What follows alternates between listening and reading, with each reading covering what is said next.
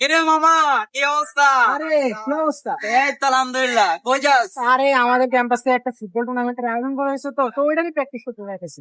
চল আমরা যাই। আচ্ছা চল। ও গাইস, আপনারা কি জানেন যে আমাদের ফুটবল টুর্নামেন্টের আয়োজন করা হয়েছে? তো ওইটারই প্র্যাকটিস করতে যাচ্ছি আমরা। তো আপনাদের সাথে খুব শীঘ্রই দেখা হচ্ছে, খেলা দেখতে চলে আসবেন। টাটা।